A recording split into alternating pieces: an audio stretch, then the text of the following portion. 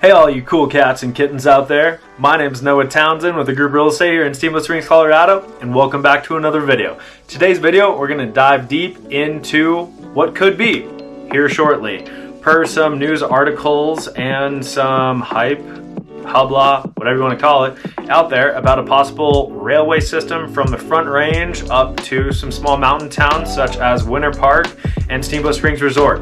I'm going to cover 5 pros for what this service could have to offer, along with 5 cons as well of what might not be talked about given a project of this magnitude and size and funding, all that stuff. Without further ado, let's get into the video. I'm going to swap you guys onto my computer and let's dive into some news articles and see what this railway system really does have to offer and what all the talk has been about on the interwebs. Let's get into it.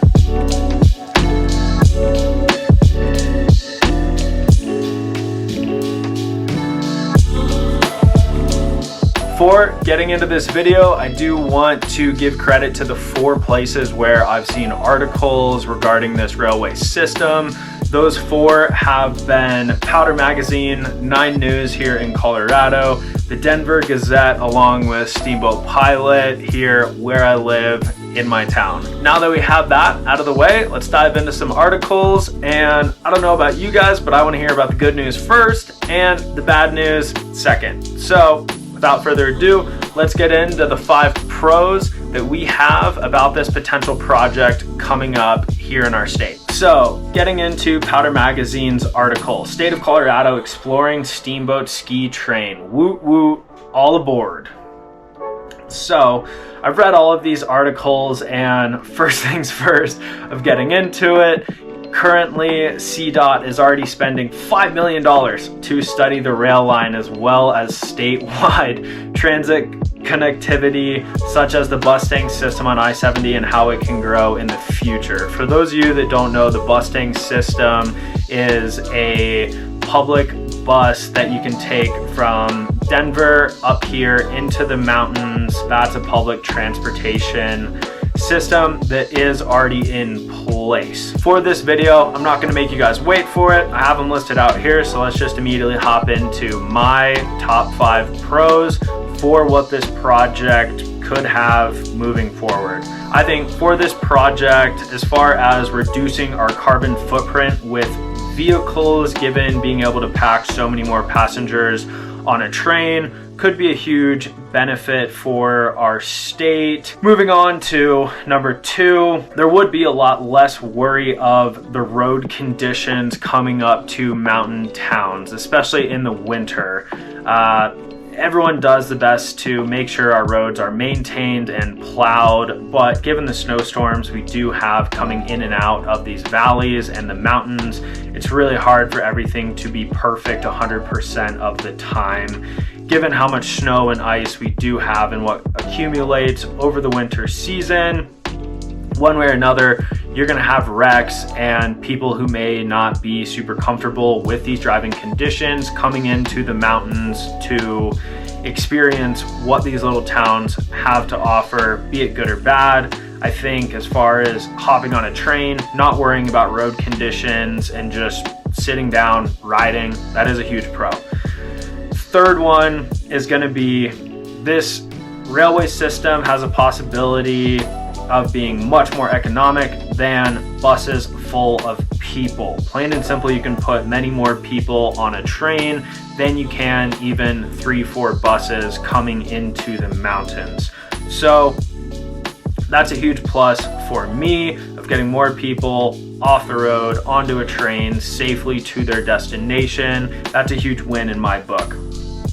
The 4th one is kind of the opposite to that, but still want to talk about it in regards to that would now make it easier for the people living in these mountain communities to go down to the Front Range themselves. Whether that is going to a Red Rocks concert, being able to go to Target, big name stores. It might not sound like a lot, but we just don't have that in these small little ski town communities. Whether or not you'd actually be able to put, of course, a whole load of timber from Home Depot in the train with you traveling back. Of course, I still think being able to go down, do some shopping, come back for a weekend trip, I think that's pretty cool, and definitely is something that obviously we have not been able to experience ever if you have lived in a mountain town. Typically it's very mom and pop businesses. Fifth pro that I have for this project is, and this is all dependent on what the price actually would be of a ticket, but I think this does have the possibility to be a cheaper option than actually paying for fuel of a vehicle, driving down, driving back. Now, of course, we could debate all those pros, I'm sure, more in detail, but just from the articles that I've read, which are these main 4, that would be my 5 top pros for what could happen if this project actually makes it to fruition. With all these articles pretty much saying the same thing, it really looks like a copy and paste article to article with a few people putting in some different language for the articles, but they all say the same thing, that it hasn't gone since 1968 and that they're already putting $5 million towards this project. So let's get into my 5 cons that I have for a project like this. Feel free to agree, feel free to disagree. Would love to know all your guys' thoughts in the comments below. But let's get into my 5 cons that I have for this project. The biggest one in my mind is, what's the true cost of what this is actually going to take to become a reality? We already have $5 million going towards a study to see if this is even a feasible project to get back on the rails and running. The second one that I have is, what is the time projection to get this going? Is this something that could happen in 5 years, or is this something that they're looking at getting underway in 20 years? We don't know that. They haven't talked about time yet, but that is something to consider. Stuff like this does take time, and it can't just happen immediately. There's just so many factors to consider. So that's my second one, is time. The third one is, and I kind of look at this as a con. I'm sure other Americans, they might not want to admit it, but we're in a day and age where we want everything now and we want it fast. So if it takes you, let's say 3 hours to get from Steamboat to Denver, vice versa, by car, traveling at 65 miles an hour. If you're on a train that's doing 30 miles an hour throughout the mountains, winding more, maybe not as straight, is it going to double that time, if not more? And is it something people are actually going to want to sit on, or are they going to be impatient and say, I don't want to take a 7-hour train into the mountains. I'd rather just put fuel in my car and drive the 3 hours up to the mountain and back because I don't want to wait. I don't know, but that's something to consider. I know I would, even for the adventure, I'd love to take the adventure, but sometimes you just want to get places quick, and I totally understand that. I think that's just us living in the United States, let's be honest.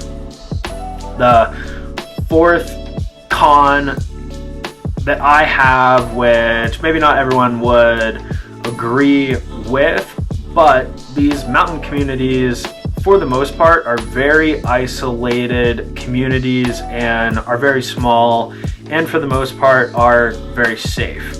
So my con is, what would the safety of these communities look like if you're able to bring so many more people up into these tiny communities that are not used to having this influx of people from around the state as frequently? We don't know, but something to consider. Don't hate me for that, but it just is what it is. You take a town of 13,000 people like Steamboat and you bring double that in. You know, what are people's intentions coming here? We just don't know. But that is what it is. And the fifth one that I have is, so if they're looking at doing a similar rail service to Amtrak, the majority of those trains run off either diesel fuel or they run off electricity, maybe a combination of both. Diesel fuel, yes, diesel fuel can burn, or it does burn much cleaner than gas fuel does. I know that. And electricity, that's all great, but you know, do we have everything to support that? Is it not adding that much more to the railway system that it's not even something we need to consider or look at? But that would definitely be something that hopefully this $5 million study kind of answers is, are we truly going to be reducing our carbon emissions by having a train with many more people coming up here? I think yes, if more people are getting off the roads, but going back to time on train versus time driving, how many people are truly going to get on this train versus drive up just for ease of travel, I'll say. But that's really all I have to say on this project. I'm definitely really interested to see how this develops as more and more comes out, what this study does say after it is completed. I'll definitely stay up to date on this and bring you guys everything that's happening, because it is a project that I think has a lot of benefits and could be quite a cool addition to these mountain towns along with the Front Range itself. Anyways, enough about my banter and my thoughts on this project. Would love to hear your guys' thoughts, and I mean, you know, would love to hear your guys' pros and cons on this project as well. But regardless, appreciate you guys watching another video. Please like, comment, subscribe for more content on Steamboat Springs. If you guys are ever in town, feel free to hit me up to go grab some food, a drink, and if you guys have any real estate needs here in Steamboat Springs, Colorado, feel free to hit me up. So thank you guys, and hope you all enjoy the rest of your day. Catch you on the next one. Later.